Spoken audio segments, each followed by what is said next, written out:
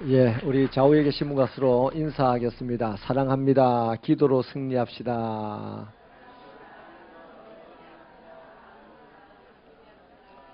예, 감사합니다. 예, 오늘은 소요리 문답 21문, 22문을 보도록 하겠는데요. 자, 21문 우리 한번 같이 읽어보시겠습니까? 시작. 하나님이 선택한 자들의 구원자는 누구입니까? 다시 말하면 우리를 구원하신 분이 누구냐 하는 거죠. 답을 읽겠습니다. 시작. 하나님이 선택한 자들의 유일한 구원자는 영원하신 하나님의 아들 사람 되신 주 예수 그리스도이십니다.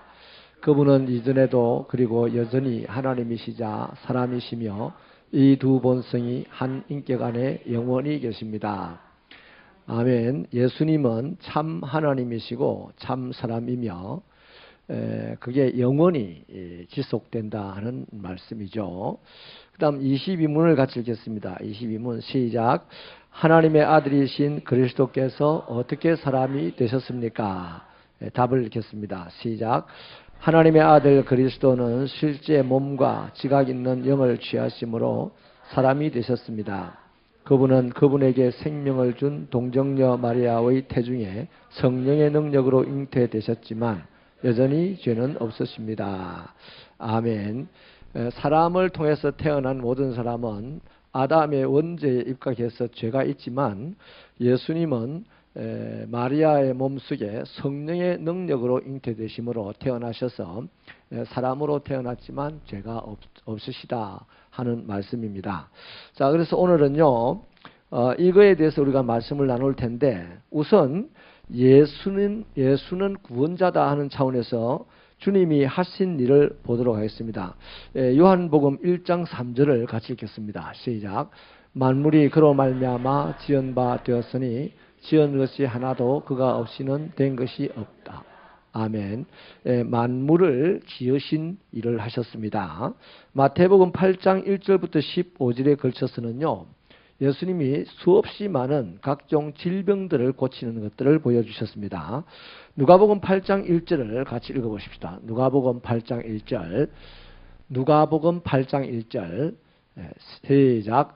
그 후에 예수께서 각 성과 마을에 두루 다니시며 하나님의 나라를 선포하시며 그 복음을 전하실새 12 제자가 함께하였고, 예수님이 여러 성과 마을에 다니시면서 하나님의 나라를 선포하고 복음을 전했다 하는 그 하나님 나라 선포하고 복음 전하는 사역을 하셨다는 거죠. 마태복음 1장 1절부터 2절을 같이 읽어보겠습니다. 시작. 아브라함과 다윗의 자손 예수 그리스도의 계보람 낳고 이삭은 야곱을 낳고 야곱은 유다와 그의 형제들을 낳고, 이게 이제 무슨 얘기냐면 예수님이 약속된 대로 오셨다. 약속을 따라 오셨다는 그 일을 말하고 있습니다. 그래서 예수님이 구원자라는 차원에서 예수님이 하신 일들을 우리가 살펴봤는데, 전체적으로 말하면 구원 사역을 하셨다는 겁니다. 예수님이 이 땅에 참 하나님 참 사람이 되어 오셔서 인간의 구원을 위한 사역을 하셨다. 그러면 예수님의 구원 사역이 뭐 어떤 것이냐? 요한복음 14장 6절을 한번 읽겠습니다. 시작. 예수께서 이르시되 내가 곧 길이요 진리요 생명이니 나로 말미암지 않고는 아버지께로 올 자가 없느니라. 예수님의 구원 사역은 자기를 통해서 하나님께로 나올 수 있도록 하셨다는 거죠. 사도행전 4장 12절 읽겠습니다. 시작. 다른 이로서는 구원 받을 수 없나니 천하 사람 중에 구원을 받을 만한 다른 이름을 우리에게 주신 일이 없음이라 하였더라. 예수는 예수 외에 구원받을 길이 없다는 것을 말씀하시는데요. 이 부분은 나중에 우리가 좀 더 우리 현대 시대에 이게 참 많이 어그러져 있어요. 나중에 한번 더 살펴보기로 하겠습니다. 디모데전서 2장 5절로 6절을 같이 읽겠습니다. 시작. 하나님은 한 분이시요 또 하나님과 사람 사이에 중보자도 한 분이시니 곧 사람이신 그리스도 예수라. 그가 모든 사람을 위하여 자기를 대속물로 주셨으니 기약이 이르러 주신 증거니라. 예수님은 하나님의 말씀의 약속을 따라서 자기 몸을 대속물로 주셔서 그분의 피로 우리를 구원을 하셨다 하는 것입니다. 그 다음 구원의 방법을 보겠습니다. 베드로 전서 1장 18절로 19절을 읽습니다. 시작. 너희가 알거니와 너희 조상이 물려준 헛된 행실에서 대속함을 받은 것은 은이나 금같이 없어질 것으로 된 것이 아니요 오직 흠없고 점없는 어린 양 같은 그리스도의 보배로운 피로 된 것이라. 그러니까 예수님이 우리를 구원한 방법은 당신의 피로 구원하셨다 하는 겁니다. 디모데전서 2장 6절 읽습니다. 시작. 그가 모든 사람을 위하여 자기를 대속물로 주셨으니 기약이 이르러 주신 증거니라. 자신의 몸을 대속물로 주셨다. 그 다음 골로새서 2장 15절 말씀 시작. 통치자들과 권세들을 무력화하여 드러내어 구경거리로 삼으시고 십자가로 그들을 이기셨느니라. 자, 여기서요, 십자가로 통치자와 권세자들을 이기셨다. 그렇게 말하죠. 이 통치자와 권세자는 누구냐면 사단입니다. 사람이 사단을 이길 수 있는 사람이 하나도 없어요. 하나님만이 사단을 이길 수 있어요. 우리가 영과 육으로 지금 살아가고 있는 사람, 우리가 마귀를 이긴다. 택도 없는 소리예요. 마귀는 영입니다. 마귀를 이길 수 있는 유일한 분이 있으면 그분이 하나님이십니다. 그래서 그 하나님이 이 땅에 오셔서 마귀를 결박하시고 우리를 구원하셨다 하는 겁니다. 뭘로? 십자가로. 당신의 권세로 막 두드려 패스가 아니고요. 십자가에서 자기 몸을 대속물로 주어 죽으심으로 마귀를 이기셨다 하는 겁니다. 그래서 여러분, 예수가 구원자라는 사실을 예수님이 하신 일, 예수님의 구원 사역, 그 다음에 구원의 방법을 성경 구절들을 몇 가지 가지고 정리를 해봤습니다. 그러면 이 예수님이 하나님의 아들이요 사람이다 이 말이죠. 다시 말하면 신이기도 하고 사람이기도 합니다. 아멘입니까? 그럼 어떻게 신이 있으면서도 사람일 수도 있느냐? 이런 부분이 이제 우리가 꼭 이제 주의 깊게 배워놔야 될 부분인데요. 하나님의 아들이라는 이 입장을 성경은 어떻게 이해하냐면 시편 2편 7절을 같이 읽어보십시다. 시작. 내가 여호와의 명령을 전하노라. 여호와께서 내게 이르시되 너는 내 아들이라. 오늘 내가 너를 낳았도다. 하나님께서 이 말씀은 다윗을 보고 하는 얘기예요. 그러나 다윗보다 더 근원적으로 예수 그리스도를 보고 하는 얘기입니다. 자, 마태복음 3장 17절 같이 읽습니다. 시작. 소리가 있어 말씀하시되 이는 내 사랑하는 아들이요 내 기뻐하는 자라 하시니라. 자, 하나님이 예수님을 보고 내 사랑하는 아들이라 말씀을 하셨다 이 말이죠. 요한복음 1장 18절요. 시작. 본래 하나님을 본 사람이 없으되 아버지 품속에 있는 독생하신 하나님이 나타내셨느니라. 이게 하나님을 본 사람이 아무도 없는데 예수님이 이 땅에 오셔서 그 하나님을 나타내 보여줬다 이 말입니다. 그래서 예수는 하나님의 아들이다 이 말입니다. 또한 예수님은 완전한 사람이기도 합니다. 하나님의 아들이면서 사람이기도 한다 이 부분의 설명입니다. 히브리서 9장 22절을 같이 읽겠습니다. 시작. 율법을 따라 그의 모든 물건이 피로서 정결하게 되나니 피 흘림이 없은즉 사함이 없느니라. 예수님이 율법을 완성하러 오셨다 그랬는데요. 그러니까 우리 이 죄인들의 모든 죄를 씻어내는 방법은 피 흘림으로 씻어내는데 죄인이 피를 흘려서 죄인의 죄를 씻을 수가 있습니까? 없잖아요. 그건 뭐 마찬가지잖아요. 예를 들면 내가 1억 빚을 지고 있는데 1억 빚을 지고 있는 내가 1,000만 원 빚을 지고 있는 사람 보고 내 빚, 너의 빚 내가 해결해 줄게 이 말하면 1,000만 원 빚 지고 있는 사람이 네 빚이나 잘 해결해라 이러지 않겠어요? 그 안 되는 얘기잖아요. 그래서 예수님 신이 사람으로 오셔서 피를 흘리지 않고는 이 사람의 죄를 해결할 방법이 없단 말이죠. 그런 차원에서 피 흘림이 없은즉 사함이 없다는 말씀입니다. 우리가 피 흘린다고 사함을 받는 게 아니고 죄 없는 자가 피를 흘려야만 사함을 받는데 죄 없는 자는 하나님밖에 없다는 거죠. 그래서 하나님이 이 땅에 사람으로 오셨다는 겁니다. 그 다음 히브리서 2장 16절로 17절을 같이 읽겠습니다. 시작. 이는 확실히 천사들을 붙들어 주려 하심이 아니요 오직 아브라함의 자손을 붙들어 주려 하심이라. 17절 시작. 그러므로 그가 범사에 형제들과 같이 되심이 마땅하도다. 이는 하나님의 일에 자비하고 신실한 대제사장이 되어 백성의 죄를 속량하려 하심이라. 좀 전에 제가 드렸던 그 말씀입니다. 천사들을 위해서 하신 일이 아니고 사람의 자녀들을 위해서 하나님이 사람 되어 오셨다 하는 거죠. 그래서 우리는 이 예수를 참 하나님이고 참 사람이다 이렇게 고백을 하고 있는 거죠. 이사야서 9장 6절을 읽겠습니다. 이사야서 9장 6절 시작. 이는 한 아기가 우리에게 낳고 한 아들을 우리에게 주신 바 되었는데 그의 어깨에는 정사를 메었고 그의 이름은 기묘자라 모사라 전능하신 하나님이라 영존하시는 아버지라 평강의 왕이라 할 것임이라. 아멘. 그 예수에 대한 이름을 이렇게 얘기를 합니다. 사람을 기묘자라고 하고 모사라고 전능하신 하나님 영존하신 아버지 평강의 왕 이렇게 하는 적이 없잖아요. 참 하나님이다 이 말이죠. 마태복음 1장 23절 같이 읽습니다. 시작. 보라 처녀가 잉태하여 아들을 낳을 것이요 그의 이름은 임마누엘이라 하리라 하셨으니 이를 번역한 적 하나님이 우리와 함께 계시다 함이라. 자, 마리아가 아들을 낳았는데 그 아들 이름을 임마누엘이라 할 거다 이 말이죠. 그 뜻은 뭐냐면 하나님이 우리와 함께 하신다. 그러니까 이 예수는 사람이기도 하지만 하나님이시다 이 말입니다. 갈라디아서 4장 4절로부터 5절을 같이 읽습니다. 시작.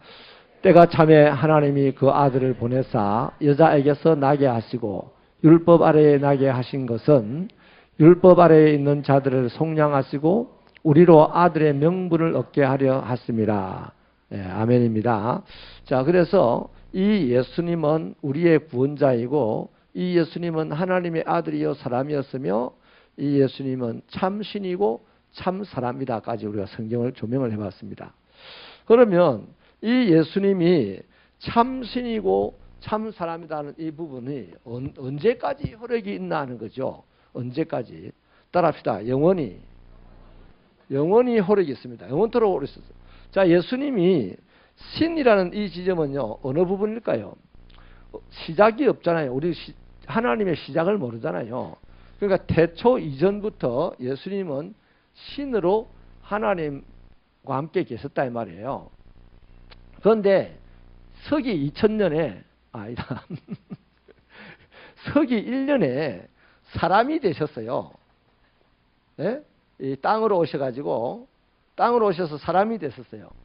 그러니까 이건 신이고 여긴 사람입니다. 자, 그래서 어느 날 십자가를 짊어지고 죽으셨다가 부활하셔서 다시 어디로 갔습니까? 신의 자리 하나님 나라에 올라가셨잖아요. 그리고 언제 또 다시 우리에게 오시겠죠. 재림. 그죠? 그러니까 참 하나님이요 참 신인 예수님의 시제는 언제부터 언제까지입니까? 영원부터 영원까지라는 거예요. 아멘. 그 예수님은 이 서기 1년 2000년 전부터 시작된 게 아니고요. 영원 전부터 예수님은 시작됐어요. 그래서 2000년 전에는 사람의 몸을 입고 이 땅에 오신 거예요. 우리의 역사가 여기서부터 시작되면 안 됩니다. 지난 시간에 우리가 말씀을 나누기를 우리는 언제부터 선택됐습니까? 창세전에 세상이 태초가 아니고요. 세상이 만들어지기 전부터 우리는 하나님에게 선택됐다는 거예요. 아멘. 그래서 우리 주님은 이런 차원에서 영원하시다 하는 겁니다. 그래서 성경을 한번 읽어보겠습니다. 사도행전 1장 11절 같이 읽겠습니다. 시작. 이르되 갈릴리 사람들아 어찌하여 서서 하늘을 쳐다보느냐 너희 가운데서 하늘로 올려주신 이 예수는 하늘로 가심을 본 그대로 오시리라 하였느니라. 그러니까 새로 하나님이 여기서 어떤 분이 만들어서 오시는 게 아니에요. 여기에 계시던 분이 이날 이런 모습으로 오셨고 또 그날 어떤 그 모습 그대로 오신다 이 말이에요. 자, 로마서 9장 5절요. 시작. 조상들도 그들의 것이요 육신으로 하면 그리스도가 그들에게서 나셨으니 그는 만물 위에 계셔서 세세의 찬양을 받으실 하나님이시니라. 아멘. 그게 저 조상 안에서 태어났지만 조상 밖에 이미 조상보다 먼저 시작하신 분이 누구다? 예수라는 겁니다. 자, 히브리서 7장 24절로부터 25절을 같이 읽습니다. 시작.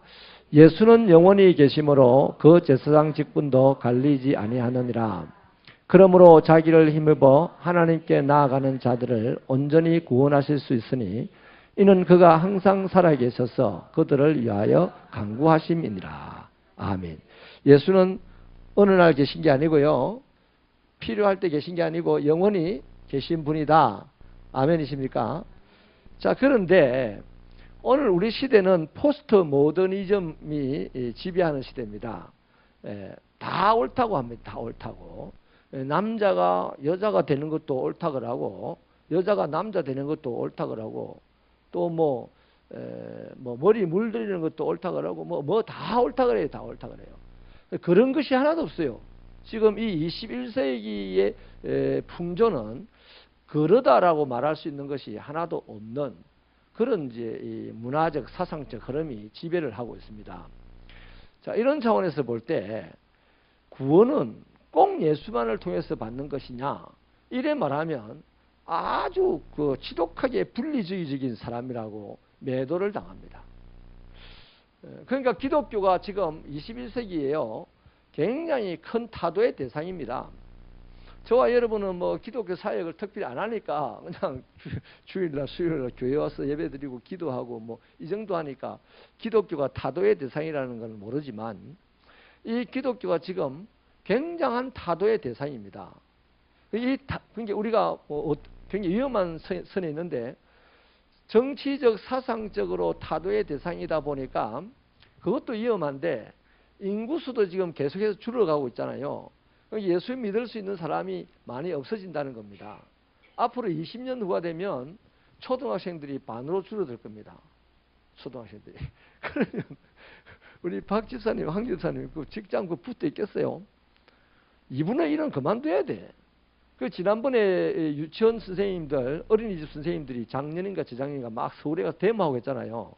그게 뭐냐면 그들 중에 지금 반은 그 직장을 잃어야 됩니다. 아이들 숫자가 적어졌으니까. 그런데 직장을 몽땅 잃으려고 하니 큰 문제가 되는 거예요. 또 앞가림을 할 수가 없어서 막 대놓고 정부에다가 이제 데모를 막 하면서 우리 살 길 내라라고 하는 거예요. 그러면 어린이집 유치원 선생님들만 그러느냐? 앞으로 10년만 지나면요, 초등학교 선생님들이 거기 가서 그걸 할 겁니다. 그리고 또 한 5, 6년 지나면은 중고등부 선생님들이 그렇게 할 거고, 대학 교수들도 이제 그렇게 하겠죠. 시간이 흐르는 그 타이밍마다 그렇게 데모하면서 살 길이 없으니까 정부 보고 살 길을 달라고 이제 하는 것이 데모예요. 이런 심각한 인구 감소 앞에 기독교는 자연히 줄어들게 되어 있습니다. 기독교인들의 숫자가 자연히 줄게 되어 있어요. 여러분, 제가 우리 교회 10년 전에 왔을 때 초등부 아이들이 30명이 좀 넘었습니다. 아동부가 30명이 조금 넘었어요. 그런데 지금 20명 조금 넘죠, 아마. 이거는 뭐 어찌할 수 없는 사실적인 리듬입니다. 이렇게 줄어드는 것이. 그러면 줄어든다고 해서 그러면 자, 정치적으로 사상적으로 문화적으로 기독교가 타도의 대상이고, 왜? 기독교만 구원이 있다고 주장하는 것밖에 없으니까. 다른 데는 그렇게 주장 안 합니다. 천주교도 이제 그렇게 주장을 안 해요. 유독 개신교만 구원은 오직 예수께만 있다라고 주장을 하니까 타도의 대상이 된 거예요. 거기다 인구수가 급감합니다. 우리 교회가 앞으로 세월이 지나면 2000성도 20가지 단독 선교사 파송, 꿈 같은 얘기예요. 꿈 같은 얘기. 그래, 우리 어떻게 해야 된다? 어떻게 해야 되겠습니까?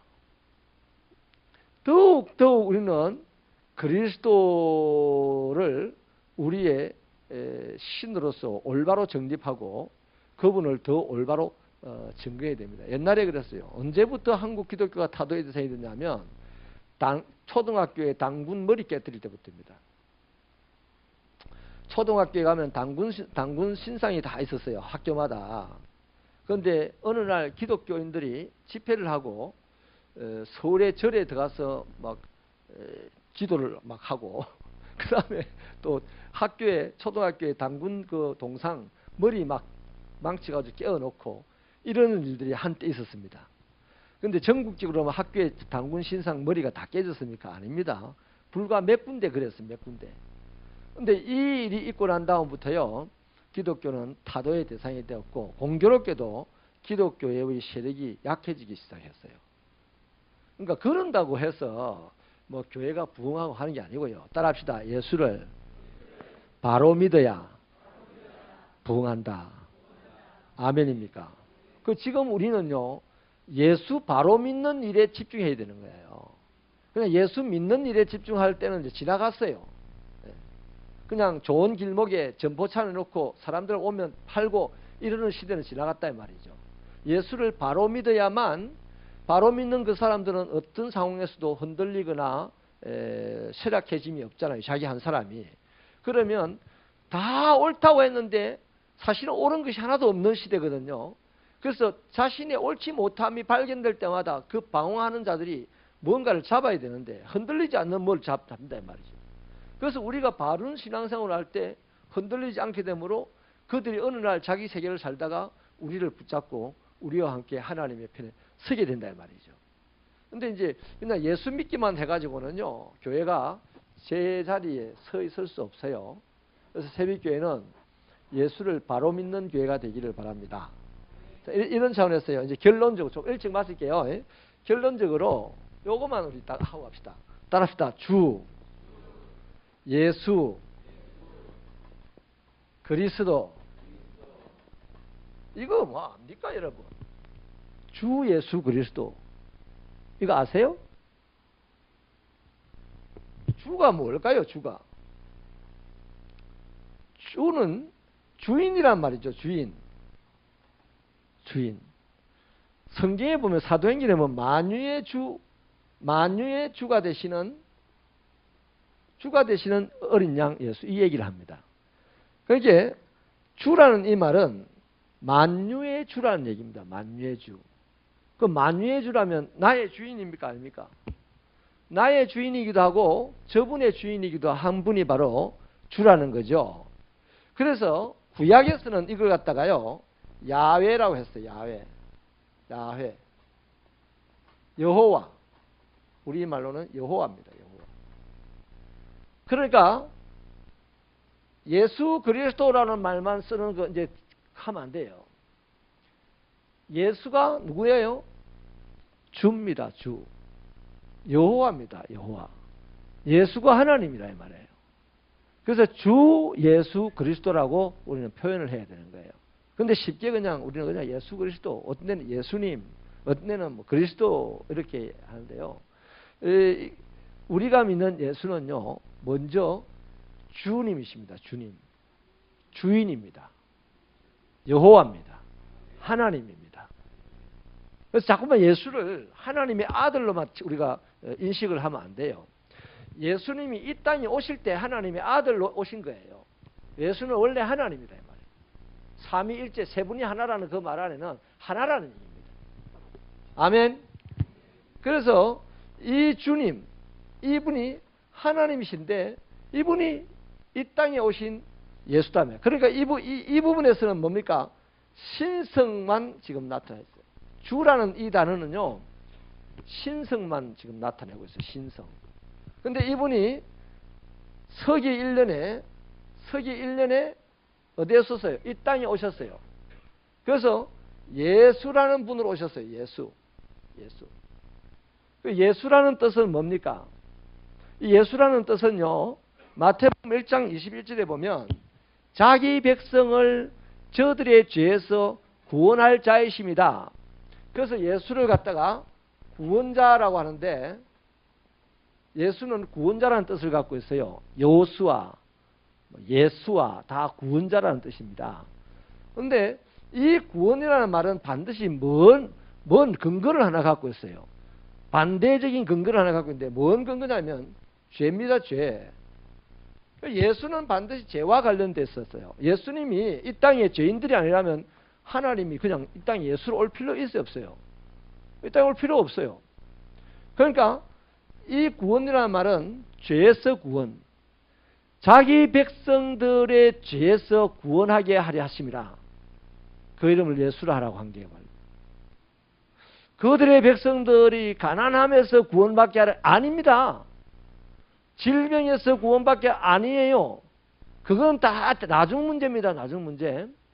근본적으로 이 땅에 오신 예수는 뭘 하는 분이다? 자기 백성들을 죄에서 구원하러 오신 거예요.